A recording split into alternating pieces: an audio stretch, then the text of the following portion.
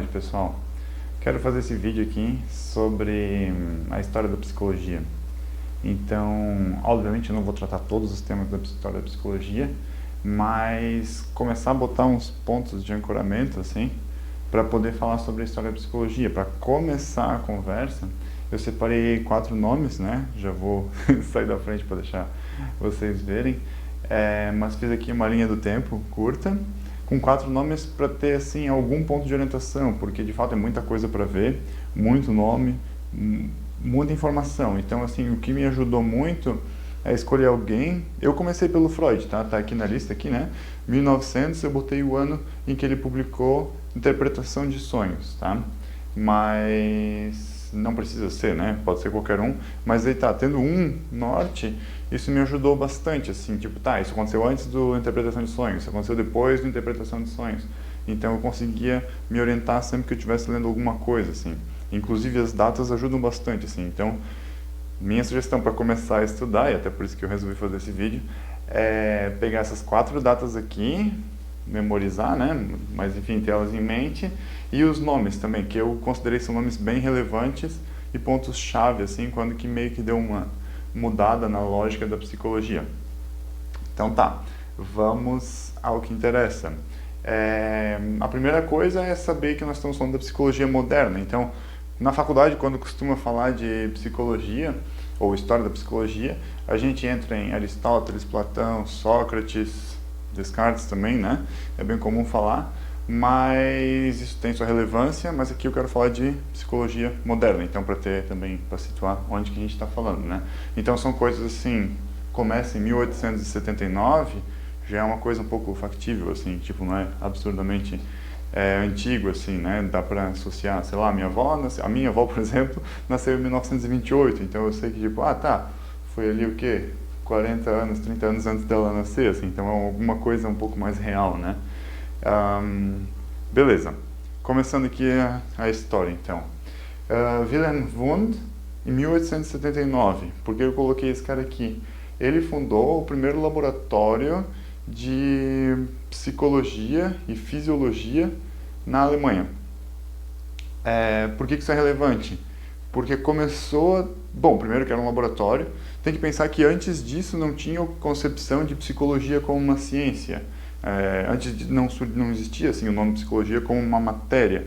Então ele meio que era uma parte de uma discussão da medicina, uma parte da discussão da filosofia, mas não tinha esse nome, essa característica como uma matéria só, como a gente tem hoje, né? Então tem que ver que em algum momento isso surgiu, assim, né? E foi aceito.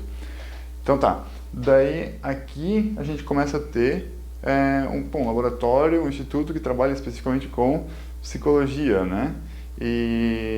Mas era bem biológico, assim, era bastante experimento, método, coisas que dê para medir. Então a contribuição foi isso, assim, de validade, dar força de que a psicologia é uma ciência. O Wundt, na Alemanha, né, lembrando, é importante lembrar que estava na Alemanha, ele era médico, então isso também é importante saber, assim, pensar que muito da psicologia veio de uma ideia de medicina, assim, saiu da medicina. Isso é relevante, porque isso interfere em como as pessoas veem a coisa e também as pessoas que trabalham com isso, elas têm uma ideia médica por trás, assim. Chegando ali no Freud, vou comentar também sobre isso, mas aquele também era médico, então a ideia era curar as pessoas. Tipo, você tem um problema, você vai no médico, você cura, tchau, né? Sai daqui, assim, não tem essa ideia que a gente tem hoje de psicologia em algumas abordagens, em algumas escolas, né? Mas pensar nisso, assim, que tipo, a pessoa ia no médico e esses médicos começaram a se interessar por psicologia. Mas é um pouco mais pra frente. O fato é que já começou aqui com um cara que era médico. Enquanto isso, porque enfim, né, são 11 anos até o próximo evento, 1879, 1890. Nos Estados Unidos, William James é um americano. Esse cara é bem importante, assim, tipo, livros, sei lá, livros modernos, assim, né, livros que a gente lê hoje em dia, de vez em quando eles citam esse cara aqui. Porque ele escreveu o livro, o ano que eu botei aqui, 1890, então é o ano que ele escreveu o livro Princípios da Psicologia. os livros dele são bem grossos, assim, tipo, tem livros com mais de 1000 páginas, ele fez, tipo, 2 volumes, né, de cada livro, assim, as coisas são bem extensas. E ele veio de um viés mais filosófico, tá? Então a gente tem aqui uma coisa bem científica, podemos dizer, né, mas bem metodológica, e William James veio de uma coisa mais filosófica, de introspecção, de pensar a respeito, né, e de filosófico, assim, de vamos problematizar isso aqui. Mas ele não só criou problemas, ele realmente sugeriu coisas, né? E as intuições dele são muito boas mesmo, assim. Tanto que coisas sobre emoção, ele escreveu um artigo, né? O que é uma emoção? E esse artigo até hoje tipo, é citado, assim, como o começo da problematização. Então, não só ele teve intuições muito boas, mas ele também delimitou o que é a área de psicologia. Então ele falava sobre emoção, sobre memória e assim por diante, né? Mas ele meio que setou aqui, esse é o tema do estudo, assim. Então ele setou pontos, né? Colocou pontos que a partir dali surgiu a psicologia, certo? Beleza. Mais 10 anos, né? A gente passou 11 anos aqui até essa produção do livro dele, mas tem que pensar que ele não escreveu o livro em um dia, que foi um processo, né? Bom, temos a criação do laboratório de psicologia na Alemanha. Aqui, William James, 1890, 11 anos depois, escrevendo um livro determinando o que a psicologia vai ser, ou grande parte, né? 10 anos depois tem o Freud, que também não escreveu o livro em um dia, escrevendo o livro Interpretação de Sonhos. O Freud veio de um esquema de hipnose, ele mesmo era médico, um cara que influenciou bastante ele, né, que trabalhou junto com ele, o Charcot, também era médico, também trabalhava com hipnose, e tudo isso era tipo tentando curar mulheres histéricas, né, tentando curar pessoas numa lógica médica, assim, né, e ele começou a ver que existiam coisas que não eram fisiológicas, que interferiam, né, que não conseguiam encontrar uma explicação fisiológica, biológica lá, né, na estrutura do cérebro, na estrutura do corpo da pessoa, que explicasse os comportamentos, enfim, o sofrimento da pessoa, a doença, como quiser chamar. Então ele começou a ver que não, tem coisas no jeito que a pessoa pensa, no jeito que ela estruturou o cérebro, as ideias dela, que podem estar interferindo no corpo, podem estar realmente trazendo isso para o corpo de uma forma física, assim. Então, ele propôs a cura pela fala, né? Esse, digamos, talvez seria o mais importante de saber do Freud, é que ele botou bem forte, ele postulou bem forte essa ideia de que pode curar alguém de um sofrimento corporal, físico, através da fala, através de reestruturando as ideias, através de expressando, principalmente, assim, não reestruturando as ideias, é um pouco mais para frente, mas pensando em falar sobre coisas que ficaram presas, assim, tipo, em soltar coisas que estão presas dentro de si, tá? Mas ainda dentro de uma ideia médica, assim, de curar a pessoa do sofrimento, assim, né? O que foi muito bom dele é que ele abriu um lado muito subjetivo que não existia antes, assim, da pessoa específica, né?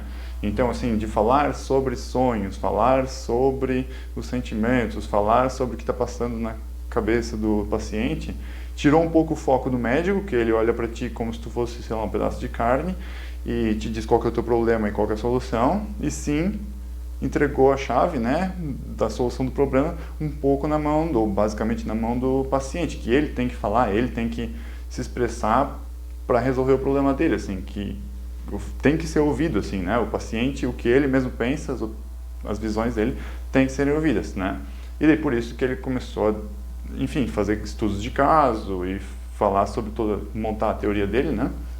Mas nessa ideia de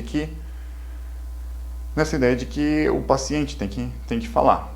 Beleza, então a gente tem uma coisa vindo do médico filosófico, setando o que é a psicologia, vem para o Freud, a gente tem a importância da subjetividade, né? E como que a gente pode curar pessoas através da conversa, não precisa necessariamente ter uma cirurgia ou fazer um tratamento, mas que o próprio tratamento pode ser a conversa, né? Que pode ser partindo do paciente, né?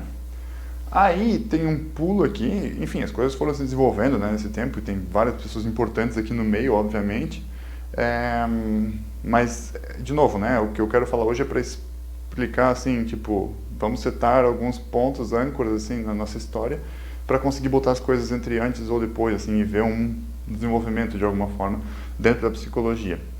Passados 50 e poucos anos dali, a gente vem parar em Carl Rogers. Por que eu coloquei esse cara aqui? Eu acho ele muito importante, porque depois do Freud, como eu estava falando o tempo inteiro, dessa ideia médica, depois do Freud vem o Carl Rogers com a psicologia positiva, que é uma ideia, tá, não é só a pessoa que tem um sofrimento, que está com um problema, tipo, descritível muito simples, assim, que está doente, entre aspas, ou de alguma forma tem um sofrimento, que vai precisar estruturar a sua psique, vai precisar estruturar a sua mente. Ele acha que não, acho que qualquer ser humano pode ser ajudado através do que a psicologia conseguiu a se estruturar melhor. Então, o que uma pessoa saudável, daí isso assim foi, o que uma pessoa saudável precisa para estruturar a sua vida melhor, que não tem nenhuma doença, nenhum ponto que diga assim, não, eu sou completamente desviando da norma, assim.